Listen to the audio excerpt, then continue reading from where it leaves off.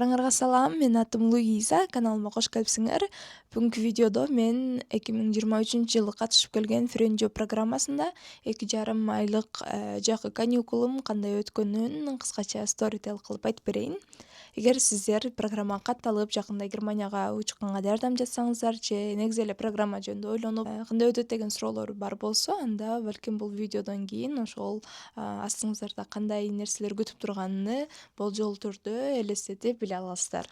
Бул программа жөнүндө мен 2020-21-жылы карантинде үйдө отурганда студенттерге башка өлкөгө чыгып келүү жана жаңы өлкө көрүү мүмкүнчүлүктөрүн изилдегенде билгенмин. 22-жылы убактым жана финансылык мүмкүнчүлүктөрүм жетишсиз болуп, 22-жылдын күз айларында эки курбу кызым менен барып программага катталганбыз. Биринчи депозитти төлөп, андан кийин немис тил курстарына жазылып, октябрдын ортосунан апрелдин ортосуна чейин 6 ай калтырбай мен немис тил курсуна барып жүргөнмүн. Тил жагынан алганда немис тили мен окуган тилдердин эң кыйыны, чын айтсам, бирок максат болгонуга Германияга барып, кенен жүргөнгө өз оюңду айтып билдирүү жана иштеген адамдарың менен кенен баарлашуу деген максат болгондуктан ошого тырышып жакшы окуганга аракет кылганмын. Кетер астында B1 деңгээлине экзамен тапшырып, тастыктап кеткем. Даярдануу процесси боюнча биз катталгандан кийин эле октябрдын аягында биринчи жумуш боюнча жолугушуу болгон. Ал жака кирип, эки курбум үчөөбүз негизи башында бир шаарга барабыз, бир жерге иштеген барабыз деп кыйын болуп жатканбыз. Спойлер, эч ким бирөөбүз дагы бир жерге барган жокпуз. Үчөөбүздү 3 башка шаарга бөлүп салышкан. Акырында январдын башында мага Германиянын түндүк жагында бир жумуш табылды, Макка деп айтышкан. Мен дароо эле кабыл алып, макулдугун бергенмин. Ошону менен марттын аягында мага жумушка чакыруу келген. Ошол чакыруу негизи Германияда кеткенде эң маанилүү нерселердин бири, анткени көптөрү чакырууну күтүп же ошону ала албай калып калышат. Марттын аягында алып, апрелдин 22-леринде визага киргенмин. Бир жума ичинде визама печать басып беришкен.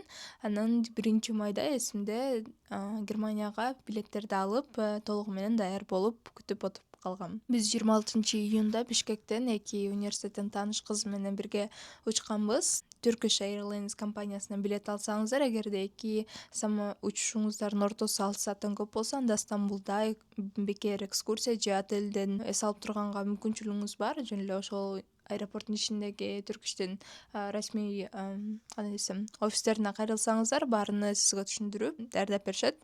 Биз ошол мүмкүнчүлүктү колдонуп, Германияга барардын астында Стамбулду көрүп экскурсияга чыгып келгенбиз. Ошентип 27-июнда Германияга конгонбуз. Эки кыз башка шаарга кетишкен, а мен өзүм барып табып үйүмдү шаарчама жеткенмин поездде. Азыр ойлосом аябай азамат эле болгон экенмин. Германияга барардын астында мен ага чейин барып келген тааныштарымдын кеңештери менен оффлайн карта, оффлайн переводчик, котормочу жана Deutsche Bahnдан алдын ала өзүмдүн маршрутумду белгилеп, сүрөткө тартып, мындай бир аз алдын ала карап даярданып барганмын. Бул да сиздерге жоголуп кетпөөгө, жолду оңой тапканга жардам берет. Калган нерсени 3 бөлүктөн айтып берейин.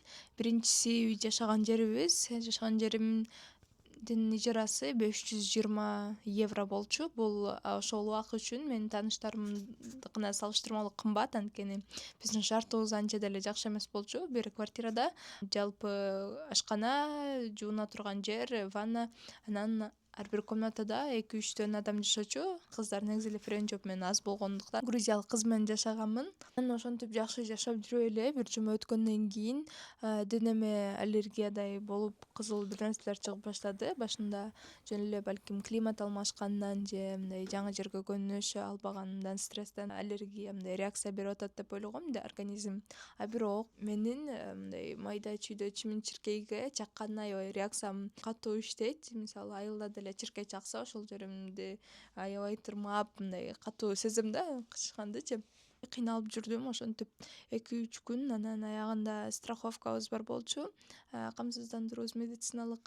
Ошону көтөрүп алып, ошол шаардагы больницага барганмын. Ал жака барганга чейин эле курбу кыздарым менен ошентип аллергияга окшогон бир нерсе чыкты десем, бирөөсү мындай божомол кылып, балким ал жакта клапы бар деген. Клапынын кыргызчасын так билбей иштем, ошо клапы деп эле айтып турайык, баарыбыз түшүнгөндөй кылып. Анан аны макул болушу мүмкүн деп эле барганмын. Больницага барсам, ал жакта жакшы немистер орусча билген, орус немис бир врачты чакырып келген. Анан менен ага түшүндүрүп, жалпы ушундай аллергиядай болбой окчот деп айтсам, балким аллергия деген, бирок мен өзүмдүн божомолумду айтсам, ошо балким клапы десем, ал деле болушу мүмкүн деген. Кээ бир таблетка жазып берип, 2-3 күн байка, эгер болбосо анда клапы скорее всего депчи. Кайттым, келгенден кийин жанымдагы коңшу кыздардан дагы ал нерсени сезип баштадым. Алар дагы дебибиз кычышып атат деп, мен болсо денемде аябай мындай жагымсыз чоң кызыл мемелер чыгып кетти. Ошол клапы чаккандан ошентип иштеп жүрдүм. Иштегенде дагы бул жактан кетем, мен башка жер табам деп бир айдай ошол жаңы үй, комната издеп, шаардын ичин айланып, тааныштарымдан сурап, компанияга жаздым, бирок компания да жардам бере албады. Ошол жакта Германияда бизди жумушка орноштурган эже дагы немис, ал дагы жардам бербей койду. Ошентип өзүмдүн проблемам менен жалгыз калдым, анткени башкаларды реакциясы анчалык күчтүү эмес экен, бирок менин денемде аябай эле чоң кызыл дактар пайда болуп баштады. Ошол чаккандан жашаган жеримдин минустары кымбат болгону ошол клапы болду, бирок бир айдан кийин башка жер таба албашымды түшүнүп, дарылап баштадым. Дарылагандан кийин акыркы жарым айда жок болду окшойт, дарылардан улам. Бирок жаткан жеримдеги ошол мындай, кандай десем, коопсуздук сезимини жоготуп алганмын да. Үйгө баргым келбейт болчу, жумуштан чыгып шаарды айланып баса берет элем, анткени барып уктасам кайрадан денемди чагат деп жагымсыз мындай ойлор башыма сиңип калгандай, кечке ойлоно берипчи. Кечинде жатканда байпагымды мындай өйдөгө тартып, шымымды шымданып, денеме эч нерсе кирбей тургандай кылып ороонуп уктачумун. Төшөктөрүмдү жуусам, жуугандан кийин мынтип каксаң ичинен ошо өлгөн клапы түшүп келчү. Кээде уктап жатсаң жаңыңда мынтип бир нерсе кыймылдап атканын сезесиң да, телефонуңдун жанындачы. Анан мынтип камераны, фонарикти карасаң, ошол жакта клапы жүрөт. Азыр дагы эстесем денемде мындай кычышып баштайт, жагымсыз нерсе болчу. Сиздерге кеңешим, эгерде ушундай клапы деген көйгөй болсо, анда дароо дарылап баштаңыздар, батыраак арылганга аракет кылыңыздар, анткени Германияда эмнеси жаман, мигрант болгондуктан ал жакта анысы деле мигранттар көп, анан 2 айга 3 айга жашаган жер табыш кыйыныраак болот. Жашаган жерим менин эң чоң минус болгон Германиядагы ошол Френжо программасындагы. Ал эми жакшы жактары, бул менин коллегаларым. Барганымдан 2 күн 3 күндөн кийин иштеп баштаганмын. Мен иштеген жерим Гамбургко жакын Итсохо шаарындагы Макдональдс болчу. Ал жер аябай деле чоң жер эмес болчу, бирок аябай адам көп келген жер. Макка барганда эле биринчи менин эң чоң менеджерим түрк болчу. Ошол түрк болгону аябай мени сүйүндүргөн. Аны менен түркчө сүйлөшүп, керектүү нерселерди сурап, суроолорумду керектүү күнгө эс алууну суранып, же кошумча саат сурасам да кошуп берчү. Андан башка Филиппинден, Сириядан, Африкадан, Македония, Албания, ошол улуттардын арасында иштедим. Негизи эле аябай эле мындай интернациональный бир коллектив болчу. Немистер өздөрү бир 3-4-5 адам болчу, калган 20-25 башка улуттан болчу. Көбүнчө түрктөр менен жакшы сүйлөшөм, анткени тилибиз бир, динибиз бир дегендей. Ошентип Германиядагы эң жагымдуу нерселердин бири ушул коллегаларым болду окшойт. Анткени дайыма барсаң жакшы маанайда, эч кимден көрө албастык, ич тардык деген нерселери жок, жаман ойлору жок. Алар менен достошуп, өзүмдүн жакшы жактарын көрсөтүп, жоопкерчилик, мындай жумуш болсо жумуштан качпай, кыла турган ишти убагында кылып жүрүп жакшы көрсөттүм окшойт. Анткени мен бир айдан кийин жалаң Макдрайвга турганмын. Ал жакта баягы машиналар келатып заказ берет, сен ошол парковка заказ берген жериңден сен жакка келгиче заказыңды даярдап, жыйнап, терезеден чыгарып беришиң керек. Ошондой жумушта иштегенмин. Ошол жерге коюп коюшкан позицияда. Ал жакка болсо көбүнчө жакшы иштеген адамдарды койчу. Эмки жылы сөзсүз кел, күтөбүз деп узатышкан. Ошондой эле кетип жатканымда кошумча премия катары, бонус катары 500 евро кошуп берген акыркы айлыгыма. 2,5 эле айга барганым үчүн аябай убактымды кошумча саат сураганда дайыма кошуп берчү мага. Ошентип кошумча сааттардын болушунча алып, тынбай иштеп жүрүп, мен ойлогондон дагы көбүрөөк акча иштеп келгенмин. 2 ай 10 күндүн ичинде жалпы колума 3800 евро менен кайтканмын. Бул болсо жашаган тамактарымдан сырткары. Бирок айта турган нерсем, мен көп акчамды башкаларга окшоп шопингге же саякаттоого кетирбегеним үчүн деле ошондой акча кайтып келди деп ойлойм.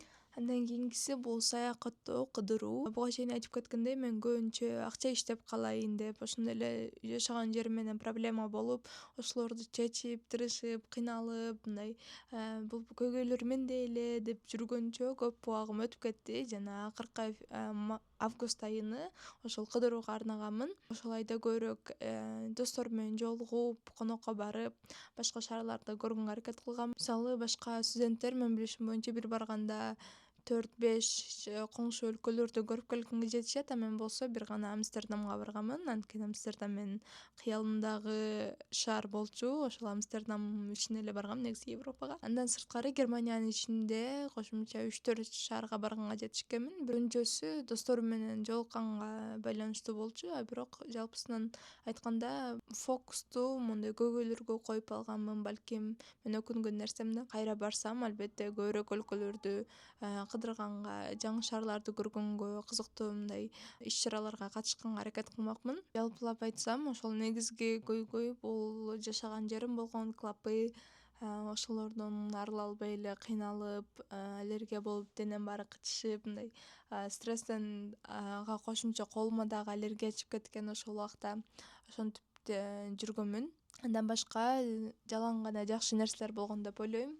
Анткени коллегаларым, бирге иштеген адамдар аябай сонун адамдар болчу. Мигрант болгондон кийин алар дагы эч кандай эме жок болчу. Мындай нацизм деген нерсе менен, улутчулдук деген нерсе менен кездешкен эмесмин. Бир немис коллегам бар болчу. Ал бир аз негизи эле немистердин өзүн деле жактырбайт болчу, бирок ошол менен деле жакшы мамиле түзгөнгө мүмкүнчүлүк болгон. Анткени күлүп, алардын кылган ооба рахмат айтканыңызга, рахмат жардам бергениңизге деп мындай жакшы маанайда, жакшы позитивдүү мамиле кылсаңар, бардыгы менен жакшы мамиле кура аласыздар. Ошого позитивдүү караганга аракет кылыңыздар, көбүрөөк жер кыдырыңыздар. Эмки жылы барам деп 24-жылда аракет кылганмын, бирок тилекке каршы ар кандай шарттар болуп, компаниянын балким жоопкерчиликсиздиги болуп, бара албай калгам. Ошол негизи эле Френжо программасы аябай сонун программа деп ойлойм. Биздин студенттик жашообузга аябай өзгөчө боёкторду берген тажрыйба болгон. Ошондуктан аракет кылып, сиздер дагы катышып, унутулгус жайды Европадан өткөрүп келиңиздер. Кийинки видеолордо көрүшкөнчө жакшы калыңыздар.